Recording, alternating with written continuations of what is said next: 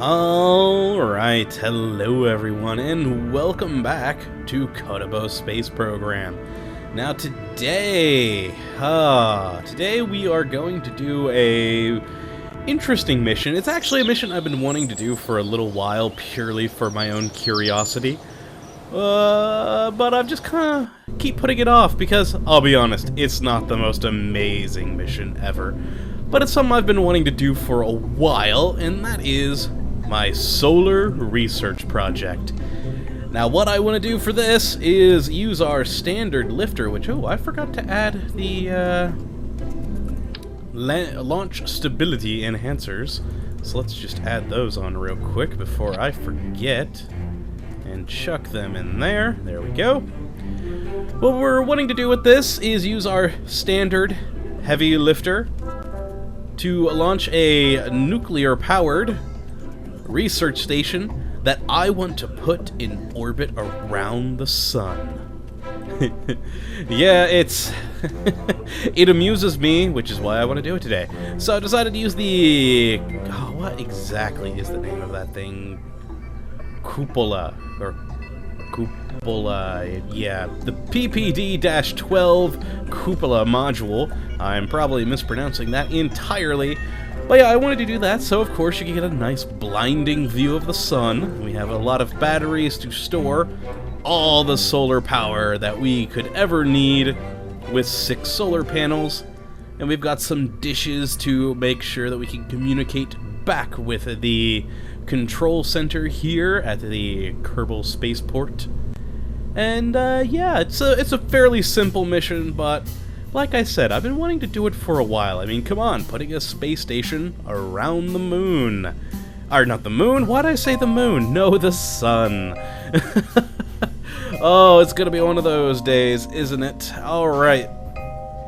So yeah, pretty basic ship overall. We've got batteries, and of course, we've got plenty of scientific equipment here. I'm mainly interested in the thermometer, which, I don't know why, but it's sunk itself into here. So see, it's right here, but, ooh, let's put it back to 1, there we go. But when I try and put it along here like the other, actually all the scientific equipment kind of sunk into the side of this thing. I don't know why it does that, but yeah, the thermometer, I'm actually probably going to put it right there so I can still see the darn thing, because having it there, not so much. Kind of makes it a little difficult to see. But yeah, I'm mainly interested in the thermometer there because, I mean, come on, you're putting something close to the sun. We need to know the temperature. And for a change, I actually remembered to put RCS on this thing. Oh, I always forget to put RCS on my ships, and it always comes back to bite me in the end. So today we have put it on here. But yeah, that's the ship. For a fairly basic design, nothing honestly too special. But I want to put something around the sun, and this is the craft we are going to do it with. Hopefully. I've never flown anything to the sun before, so I don't know exactly how well this is going to work, but we're gonna see. Yes, we will see. The staging should all be right.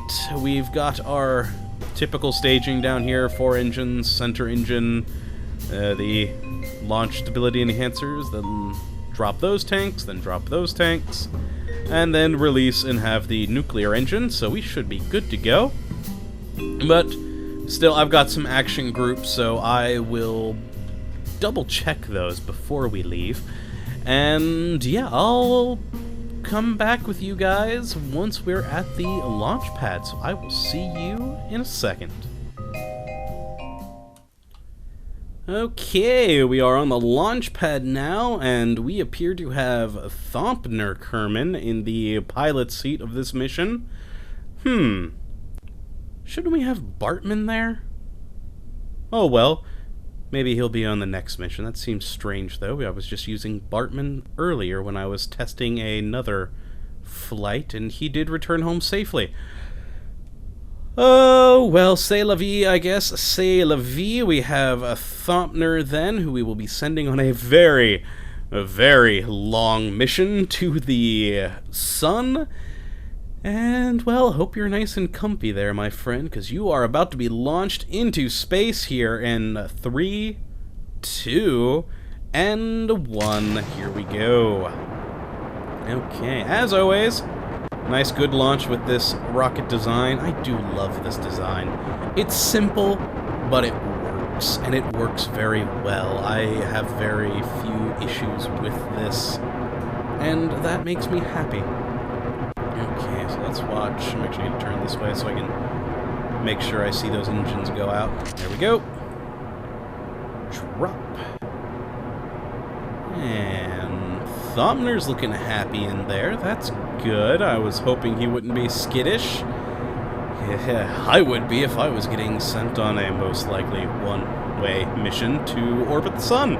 So he looks like he's having a grand old time in there, though. So let's start doing a bit of a gravity turn here. Alright, so a little bit more. There we go. Okay, and let's do that until we run out of fuel with these engines. There we are. And now we can start to turn a little bit more. Let's get ourselves right on the 90 mark. I like that. Or ish. A little bit past works for me. And let's see what we're looking like on the map view. Not too bad. As usual, we're going to cut it off at about 100. And then circularize from there. There we are. I probably should have tipped over a bit more to get a bit wider of an arch, but it works for me. 64. Ooh, no. There, 142. It'll work. We won't get to that. Hopefully, though, I only have to break into this main stage. I really don't want to have to deal with the nuclear rocket trying to circularize an orbit, but it may have to happen, unfortunately, because that's a 50-ish second burn. And we are at less than half fuel. That worries me. We probably will have to break into our nuclear engine, which means that probably at about a minute, I'm actually going to start to burn. It's probably not the best idea in the world, but I think it's going to have to happen. Let's wait a few more seconds for this. Get on the point. And start our burn now, because yeah, I don't think we're going to have enough liquid fuel in this mainsail section to get into our orbit that we're wanting for launch to the sun. So yeah, probably a good idea we're burning now. That is the one downside, though, when I want to use a nuclear engine, is I always have to dig into it a bit when I'm just trying to get into orbit, which I do not like doing because this thing is not exactly made for getting in orbit. So we get stuff like that where it's going to take 4 minutes now.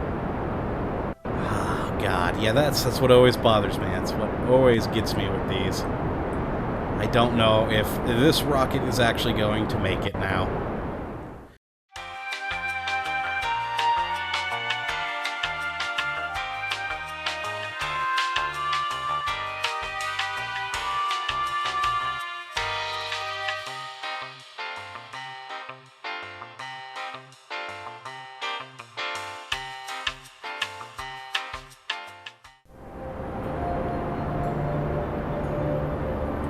Alright, well, we are getting something of an orbit now. I'll be darned. Look at that. Let's see what this does. If we can get it to 75 kilometers Perhaps this will work. Yeah, that's what I'm worried about now, because we are... Well, no, I guess we are still technically in space. I always forget exactly what the cutoff is for space in this game. For some reason, I always want to think that it's 75 kilometers or so, but perhaps not, because we are not entering atmosphere here, and we have made an orbit.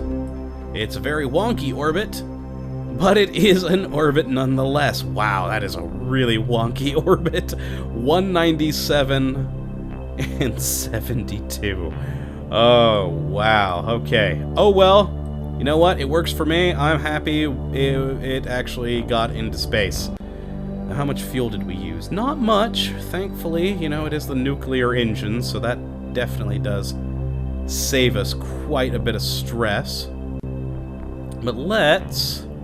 Oh, those are the probes are already past Minmus now. Or no, the moon now. That's nice. But yeah, I adjusted both these probes from the last episode. They're running roughly parallel to one another, just slightly off kilter, which will be interesting to see how that progresses as they fly off into the solar system. But yes, let's... Oh, actually, they are past Minmus. Why am I thinking... Oh, I forgot to rename one of those. That's why I saw Moon on there. Alright, let's add a node.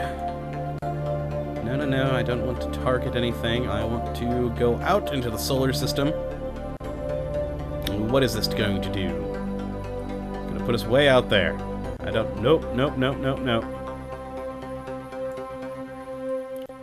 Alright, looks like we're going to have to sort of go around-ish. Or perhaps if we hit there, and then bring this in. Ooh, yes, I think that is what we will have to do. Our first node will get us to where we need to be for the future. As at the periapsis here, we will burn to bring this apoapsis down as close as we can get it to the sun. And then we will level that out, or not level it out, but circularize it into a nice, good orbital path. So, yes. Oh, actually, we should start burning now, if that's an 8-minute burn. Where is the point I need to burn at? Oh, I'm still holding the SAS. There we go. That would help for me to move. Okay, and that is where I need to be. Let's start burning now, and yeah, I'm not gonna sit here with you guys for the next 8 minutes while this burns, so I'm going to fast forward this, and I will bring you back, well, probably once we come to this point over here to do our next maneuver, or I may just bring you back once we have a circular path. I don't know. I will decide that in post. But for now, we are just going to try and get a escape trajectory out of the little Kerbin section here, or Kerbin area. So yes, I will bring you guys back in a little bit.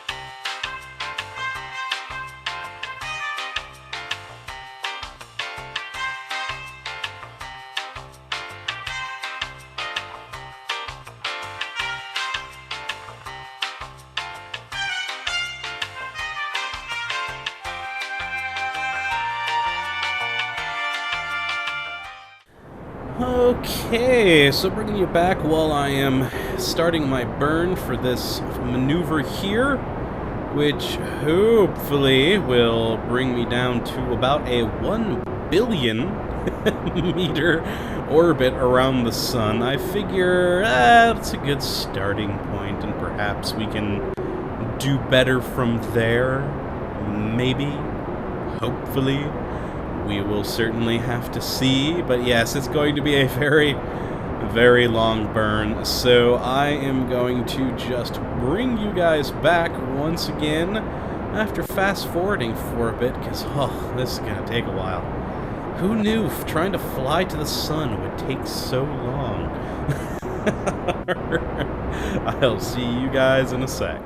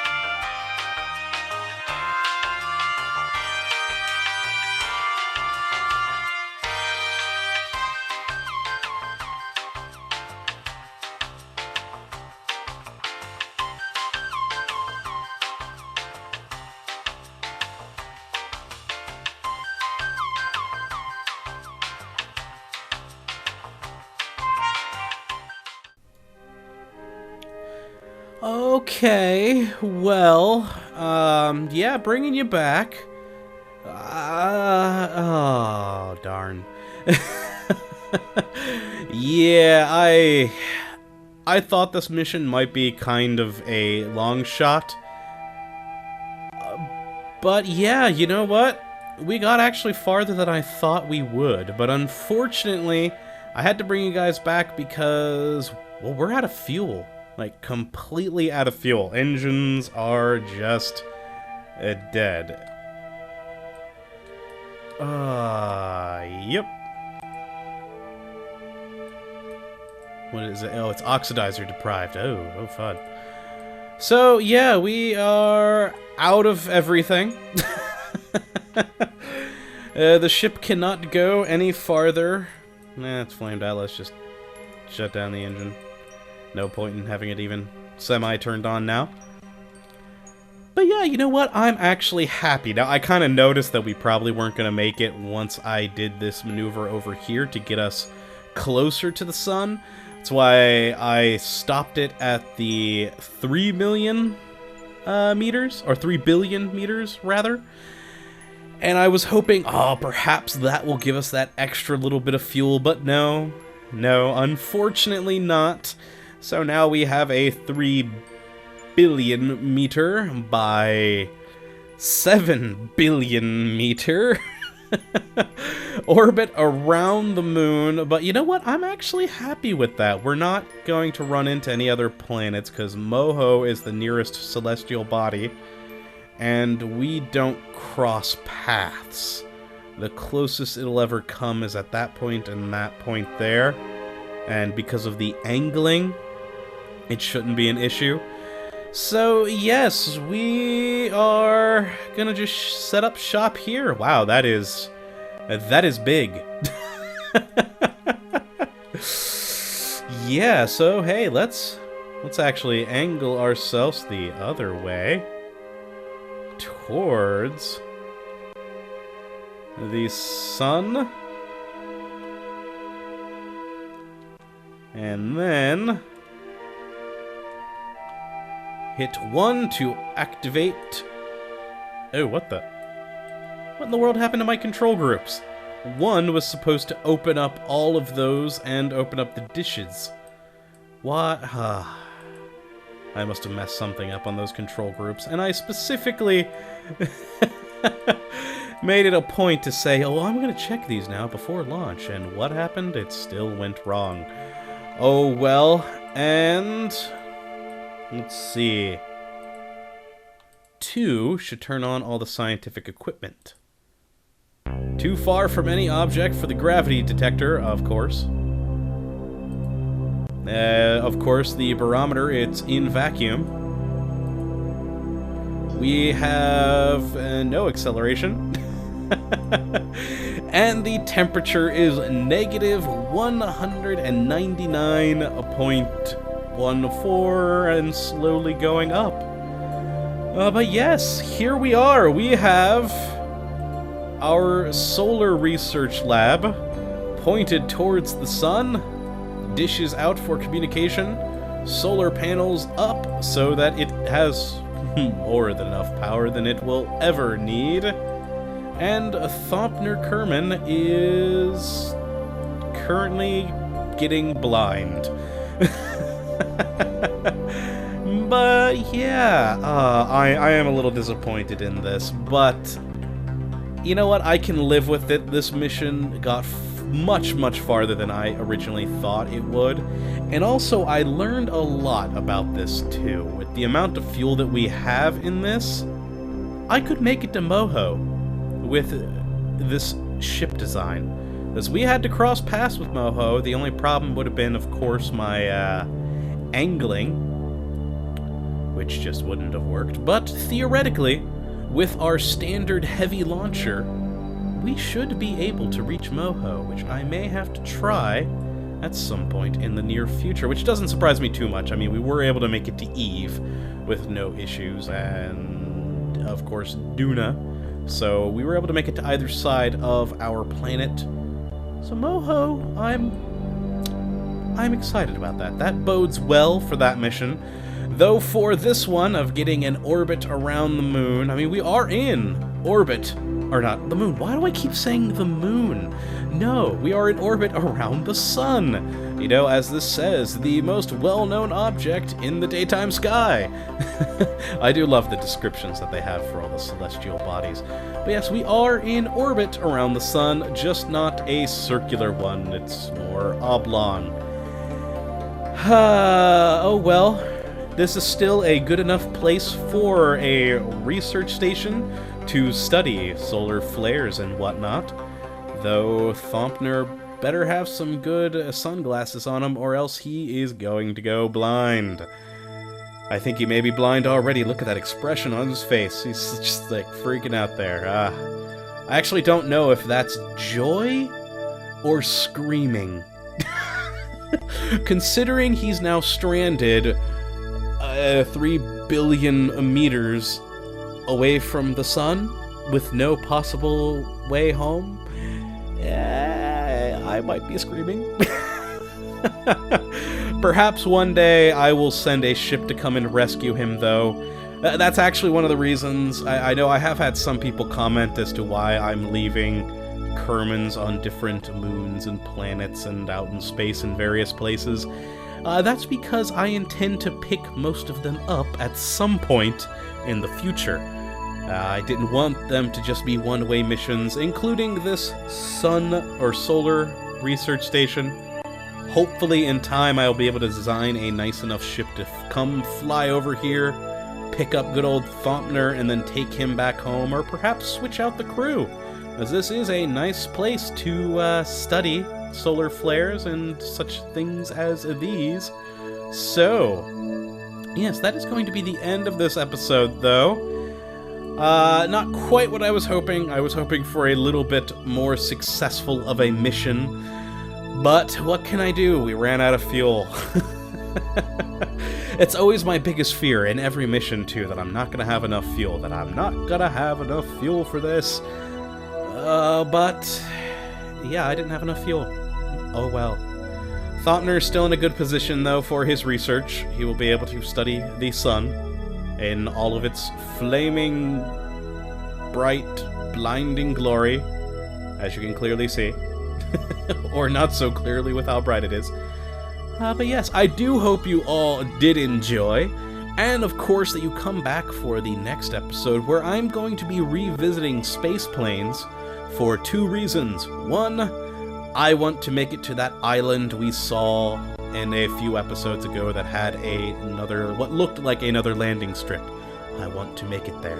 And 2, I think I can finally get a space plane actually into orbit. I'm not 100% certain on this, but I'm confident.